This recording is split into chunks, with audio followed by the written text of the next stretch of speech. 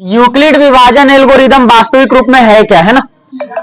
Euclid नाम का कोई व्यक्ति है और ये व्यक्ति दो संख्याओं का हाईएस्ट कॉमन फैक्टर कैसे निकालेंगे इसके बारे में इन्होंने जानकारी दिया है। समझ रहे हो, कितने संख्याओं का, दो संख्याओं का, बात नहीं करो, दो संख्याओं का HCF कैसे निकालेंगे वो कौन बताया, यूक्लिड ने। एक अलग अपना एक तरीका बताया, अपना एक पैटर्न बताया। वो पैटर्न क्या होगा, सुनो, दो वास्तविक संख्या, कौन सा,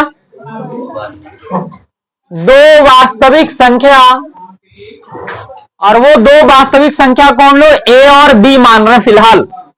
दो वास्तविक संख्या A और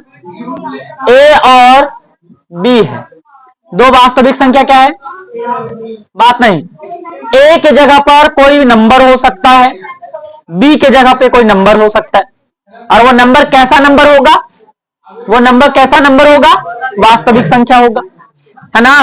और वास्तविक संख्या आपको पता ही है, दो वास्तविक संख्या, वास्तविक संख्या कहते हैं किसको है, वास्तविक संख्या परिमेय और अपरिमेय संख्या के समूह को हम लोग क्या कहते हैं, वास्तविक। और उसी वास्तविक संख्या में दो कोई संख्या ले लिए हैं जिसका नाम, जिसका जो है A और क्या, B। अब इस A और B को, दो वास्तविक संख्या A और B है, जब इसे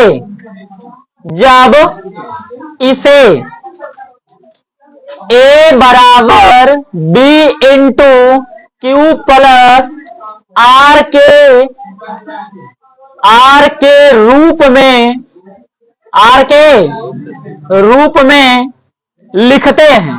सुनो बात सुनो, क्या करते हैं, लिखते हैं। दो वास्तविक संख्या A और B है, जब इसे A बराबर B into Q plus R के रूप में लिखते हैं, तब इसे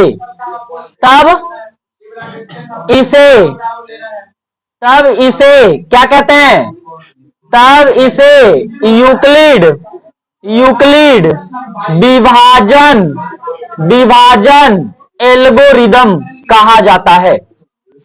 यही है एल्गोरिदम कहा जाता है। माने बात क्या है, मुख्य रूप से ये जो हमारे पास इक्वेशन है, एक समीकरण है, और वो समीकरण क्या है, A बराबर B into Q plus R, इसी को कहा जाता है क्या, यूक्लिड विभाजन एल्गोरिदम।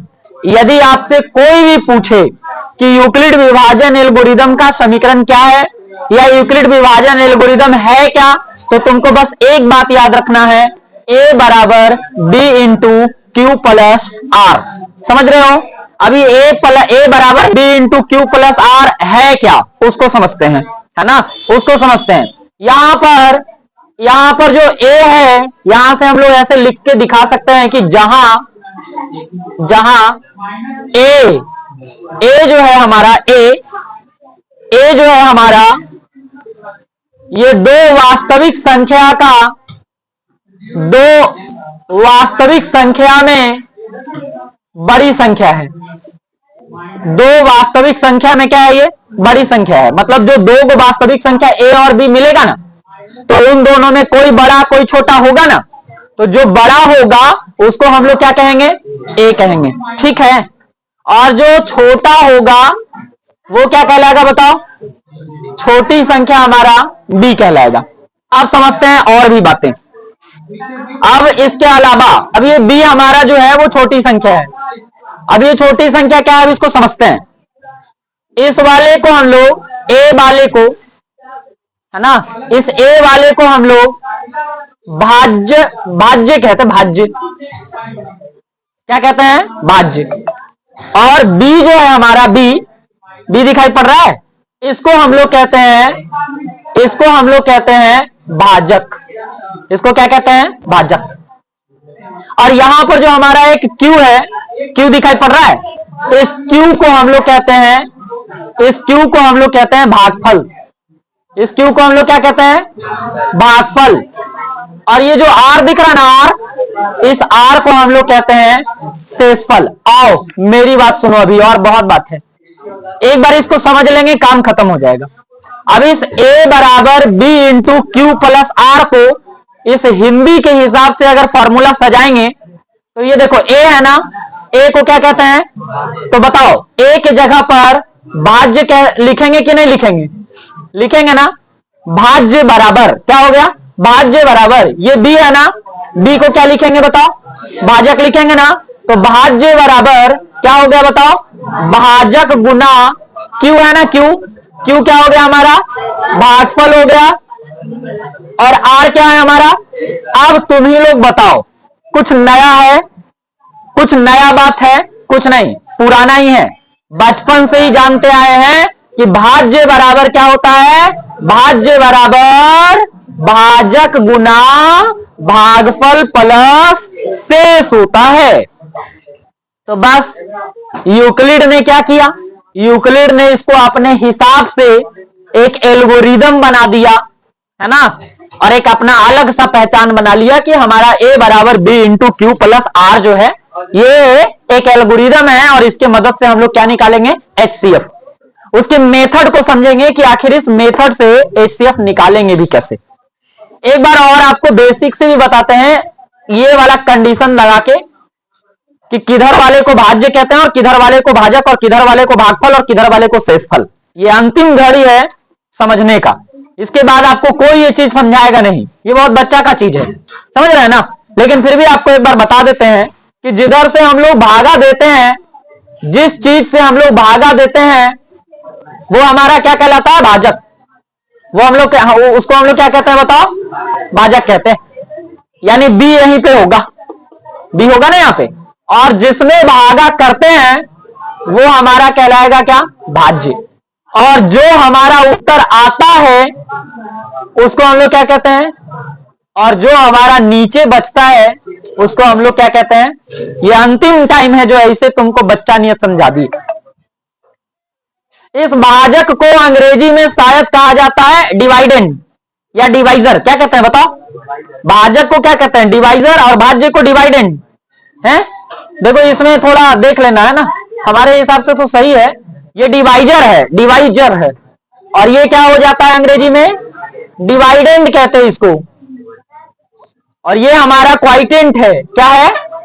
अब ये पता नहीं, स्पेलिंग में थोड़ा सा हमको लगता है कि दिक्कत हो सकता है, लेकिन सही ही होगा। और शेष हमारा जो है शेष, ये रिमाइंडर है। ये क्या है? ये रिमाइंडर है। मेरी बात सुनो, और इसको अलग अलग रूपों में कैसे देखते हैं? बात नहीं करो, समझो, समझने आए हो, है ना। क्लास की मर्यादा और गरिमा को समझिए। अब ये भाजक को हम लोग, इस भाजक को हम लोग ना जब आगे मैथमेटिक्स में देखेंगे तो GX से डिनोट करते हैं। किससे? GX से डिनोट करते हैं। और ये जो हमारा भाज्य है ना, इसको आगे चल के किससे? TX से डिनोट करते हैं। किससे? और ये जो भागफल है ना, इसको हम लोग QX से डिनोट करते हैं। और ये जो हम शेषफल है ना, इसको हम लोग RX से डिनोट करते हैं। बाबू ये तुमको पूरी 10वीं कक्षा क्या करने वाला है? काम देने वाला है, जो बेसिक हुआ है। इसको, इसका नाम क्या रख दिए? अरे भाई ये यूक्लिड विभाजन एल्गोरिदम का पार्ट नहीं है। यूक्लिड विभाजन एल्गोरिदम बस इतना ही है कि दो वास्तविक संख्या A और B है, और जब इसे A बराबर B into Q plus R के रूप में लिखते हैं तब इसे हम लोग क्या कहते हैं? यूक्लिड विभाजन एल्गोरिदम कहते हैं। बाय दिस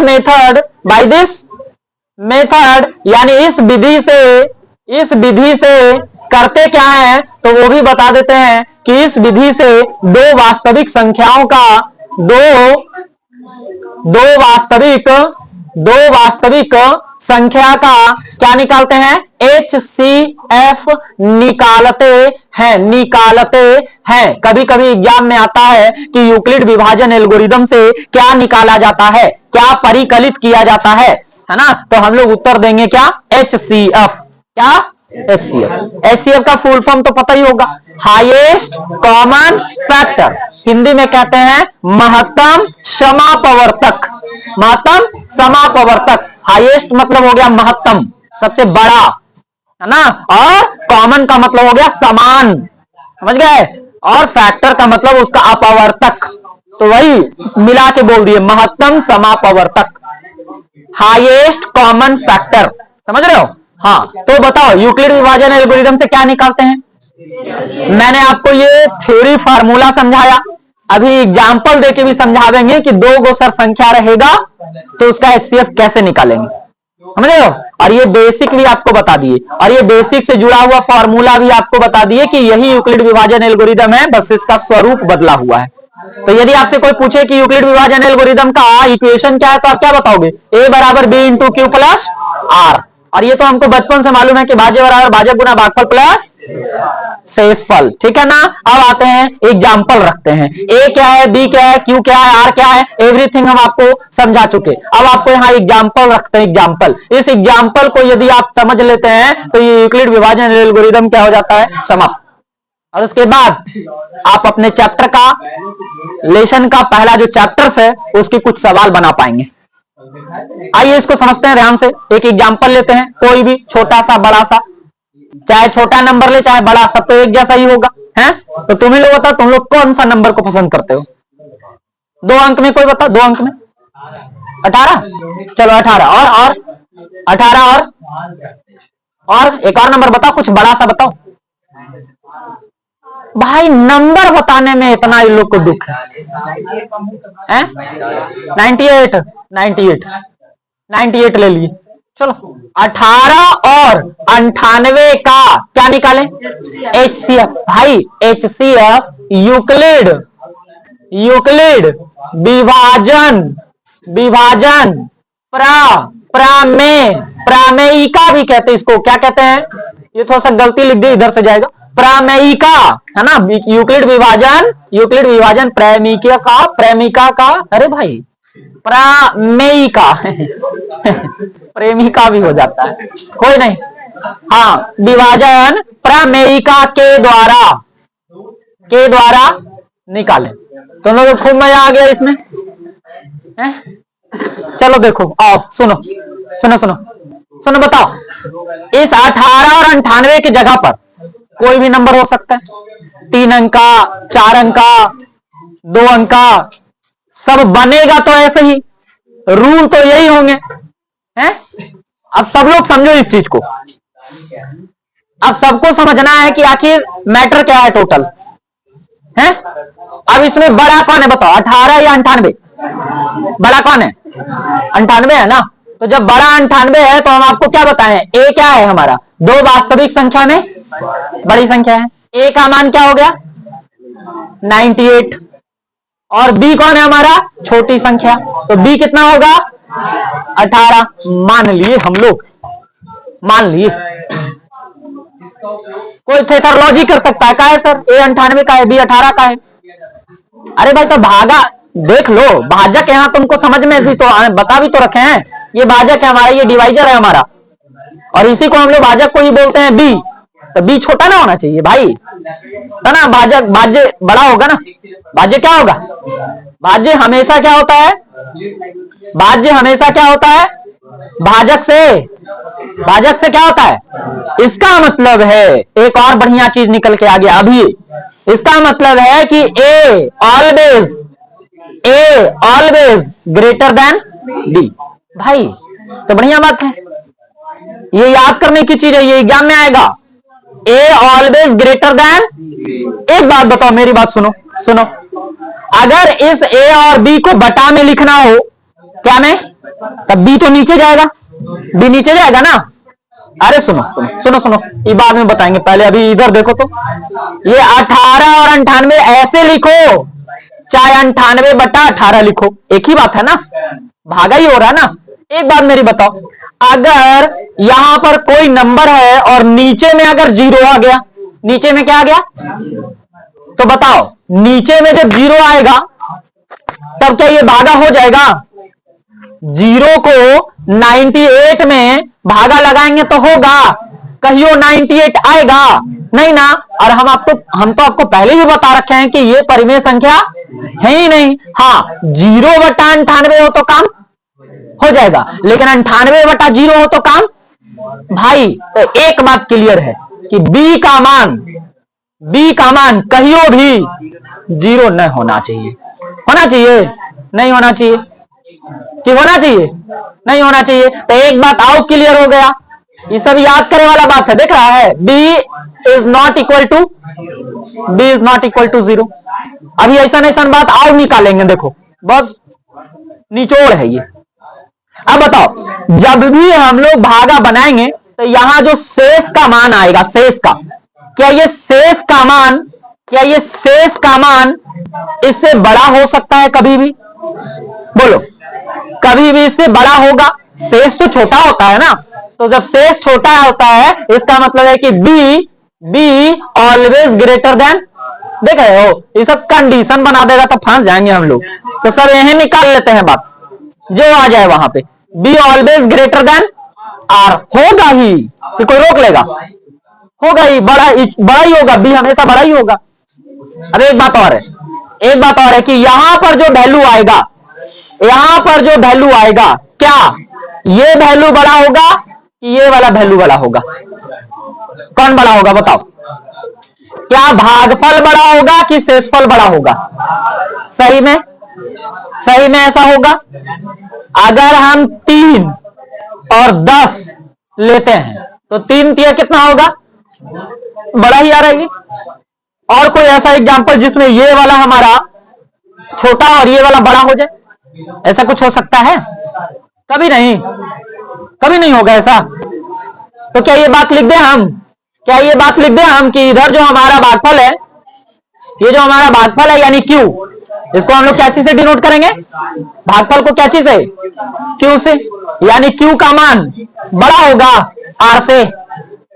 Q का मान बड़ा होगा R से हमेशा। तो एक बात और लिख दिए, Q का मान क्या होगा? R से बड़ा होगा। देख रहे हो, ये फैक्ट है। ये क्या है? इस सब फैक्ट को नीचे लिख लेंगे यूक्लिड विभाजन एल्गोरिथम के। समझ रहे हो? तो बड़ी जरूरी बात है। यूक्लिड विभाजन एल्गोरिथम सबको आता है, बिहार के कोने कोने के बच्चा को पता है, लेकिन ये सब जो तथ्य है वो उसी को मालूम होता है जो ज्यादा निचोड़ निकालता है, जो ज्यादा उस चीज के बारे में थिंकिंग कर पाता है। अब आगे देख लो, अब इसको मिटाते हैं, ठीक है। अब ये वाला एग्जाम्पल हम लोग जो है समझने का प्रयास करेंगे। आगे देखते हैं। अब यहां ए और यहां बी लिख दिए। यूक्लिड विभाजन एल्गोरिथम है क्या? लिखो यहां पे ए बराबर B into Q plus R. ध्यान दो, अभी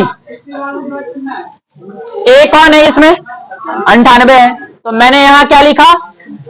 98। बी कौन है यहां पे? मैंने 18 लिखा। अब क्या करना है तुमको? 18 को 98 में भागा करना है।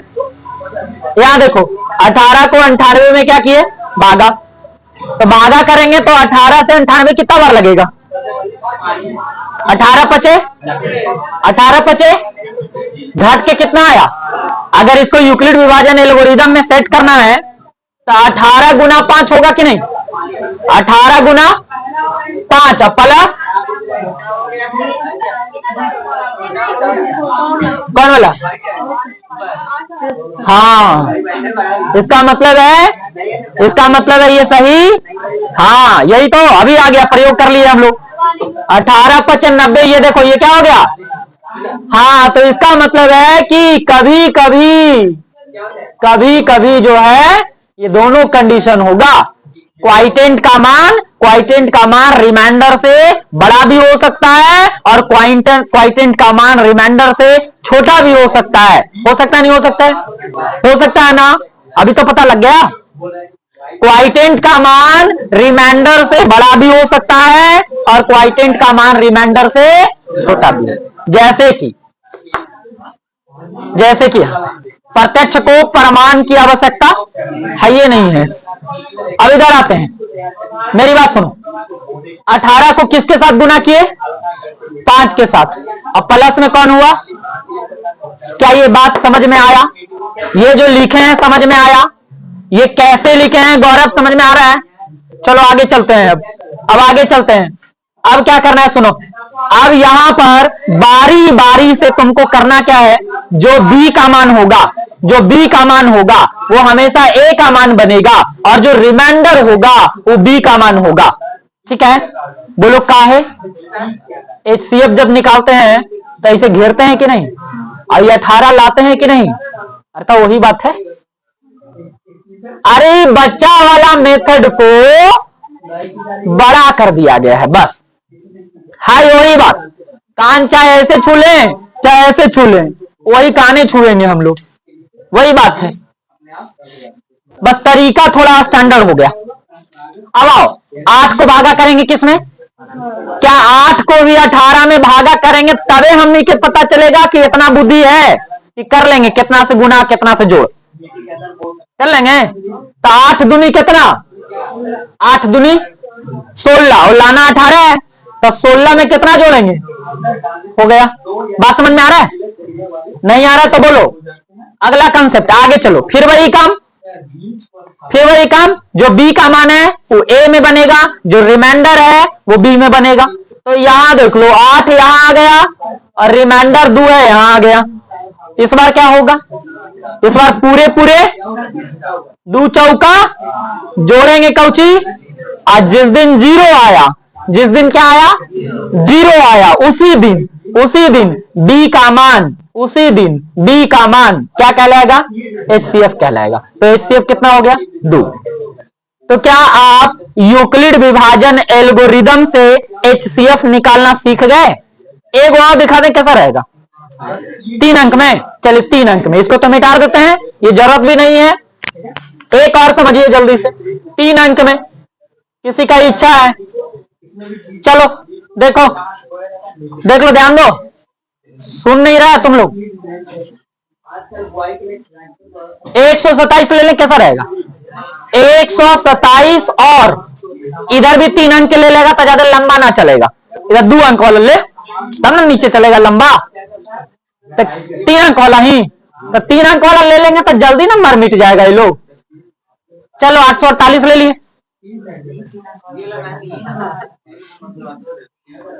ये प्रभु हे सरस्वती माता क्या लिखे हैं यहाँ, माते अभी आई है धरती पर, बड़ी अनाचार फैल गया है। लेकिन सवाल कुंदन का बड़ा तगड़ा रहा,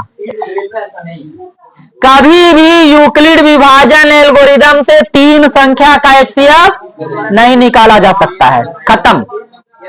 तब फिर सर उपाय का है, 3 गो वाला तो दूसरा मेथड लगेगा। यूक्लिड विभाजन एल्गोरिदम थ्योरम में ही बताए हैं, थ्योरम में ही बताए हैं कि 2 वास्तविक संख्या ए और, चलो इसको देख लेते हैं। अब यही लिखा ही गया था, 127 और 848 का क्या निकालें, कौन सा विधि से, यूक्लिड विभाजन एल्गोरिदम। कौन ए कौन बी, कौन ए कौन बी, ए 848 बी 127। चलो ए बराबर B into Q plus R. सुनो मेरी बात सुनो, ध्यान दो। अब यहां पर अरे भाई ए बराबर कौन होगा 848 और बी क्या होने वाला है बताओ, बी होने वाला 127 और उसके बाद देख लो कि क्या गुना में क्या लिखें, बताओ जल्दी, भागा करके गुना में क्या लिखें बताओ, भागा करो 127। लो कायला तुम लोग ठंडा में परेशान होगा, लो यहाँ देख लो, यहाँ देख लो 127 है, 8 बार में जाना है, हमको लगता है 6 बार में चल जाएगा कि 7 बार में, 7 बार में, तो 7 से देख लेते हैं, 7 से, 7 सते 49, 9 हाथ में रहा 4, 7 दूनी 14, 4 18 के 8 हाथ में रहा 1, 7 एकम 7 और 1 कर दिया ना लफड़ा तुम लोग। 6 से आइए, हम जो कहते हैं ना वो मानवे नहीं करेगा, जबरदस्ती। 7 6 हाथ में रहा कितना 4, 6 दूनी 12, 4 16 के 6 हाथ में रहा 1, 6 एकम 6 और 1, ये सुंदर है। 8 में से 2 गया 6, 14 में से 6 गया तो 86 आया ना। क्वाइटेंट कितना 6, रिमाइंडर कितना, समझ आ रहा नहीं आ रहा है, आ रहा है नहीं आया तो बोलिए। चलो हम क्या बोले हैं, B का मान A बनेगा और रिमाइंडर का मान b बनेगा। तो यहाँ 100 क्या हो जाएगा 27 और यहाँ क्या हो जाएगा 86। अब इस 86 को 127 में फिर भागा। अरे HCF ऐसा ही तो बनाते हैं। तो बताओ के बार में लगेगा? हमको लगता है 2 बार में तो बड़ी ज्यादा चल जाएगा। 1 बार में जाएगा, 1 बार में 7 में से 6 गया, 1 12 में से 8 गया। सही है ना? तो सर घटाओ मेरा गड़बड़ रहता है इसलिए ध्यान दो। इधर 41 हो गया। अब क्या होगा बताओ, क्या होगा बोलो? 86 यहां आ जाएगा और 41 यहां आ जाएगा। आएगा कि नहीं आएगा? अब इसका मतलब है कि फिर 41 को किसमें, हमको लगता है एक ही बार में, 2 बार में। ये बढ़िया है बेचारा, जल्दी जाएगा। गुना कितना से? 4 से। तो पागल उगल है क्या जी? गजब। दूसरे ना करेंगे भाई, और 4 जोड़ रिमाइंडर जुटता ना है जी। अरे आओ, कैसे ये सब सोच लेता है? हमको यही समझ में नहीं आता कि कैसे सोच कैसे लेता है ये सब। चलो 41 यहां आएगा, 4 यहां आएगा। आएगा कि नहीं आएगा? अच्छा अब भागे करे पड़ेगा कि काम कर लोगे? कितना से गुना करवा दें? अरे भाई 10 से भागा लगता है। अरे 9 तक ना जी। तो 4 एकम 4 ना पहले लगेगा। चलो 4 एकम यहां कितना रहेगा 1 और ऊपर से कितना उतरा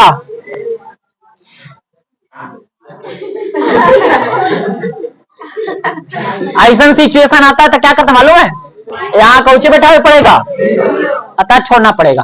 ये पहली बार नहीं कई बार बताए हैं कि जब भी रिमाइंडर घट के नहीं बचा है, जब भी रिमाइंडर घट के ऊपर से उतर के बचा है, तब भागफल में 0 लगाना पड़ेगा। नहीं तो गलत हो जाएगा भाई। भागफल में क्या लगाना पड़ेगा? अब सही है 10 चौका 40 और 1 41। समझ रहे हो? अब बचपन में जब हम छोटा हैं पहले सब ऐसे भागा देता था। बना दिखाओ जरा, और ये वाला सही करके भी दिखाना। परेशान है आदमी। 4 एकम 4 और 1 5 पर टकरा। 4 एकम 4 और 1 41 पर है। बहुत दिन बाद पता लगा कि ऊपर से जब रिमाइंडर बचता है तो यहां क्या लगाना पड़ेगा, और जब घट के रिमाइंडर बचेगा, घट कर रिमाइंडर तो 0। तुम लोग ये बात ख्याल रखना। तो 4 गुना 10 प्लस, ठीक है। अब बताओ ये 4 यहां आएगा ना, और ये 1 यहां आएगा ना। अतः 1 तो ऐसा जानवर है कि सबको काट देता है। तो क्या बचेगा फाइनल? 0 बच गया। बाबू जितना आसान है नहीं उतना आसान है नहीं। मिस्टेक होगा तुमसे बहुत, गुना में या जोड़ में। इसीलिए बहुत ध्यान से सुनो। राज की बात क्या है, आज तक बिहार बोर्ड का एग्जाम 10वीं कक्षा का ऐसा कोई एग्जाम नहीं हुआ है जिसमें ये वाला सवाल ना पूछा हो। 2 नंबर का फिक्स है। मैंने 98 नंबर पर अब बात करेंगे। 2 नंबर पढ़ा दिए हम, समझ रहे हो ना? अब अगर 2 ऐसा के सवालवा दे दिया तो 4 नंबर अब देवे करेगा। आप जानवे करते हैं कि बिहार बोर्ड में डबल पूछता है। 50 को बनाना है 100 को नहीं, एग्जाम में चुटकुला बना दिया है। बिहार बोर्ड पढ़ाई को क्या बना दिया है? चुटकुला। अरे भाई 50 को सवाल बनाना देता, 100 को है। तुम क्या चाहते हो?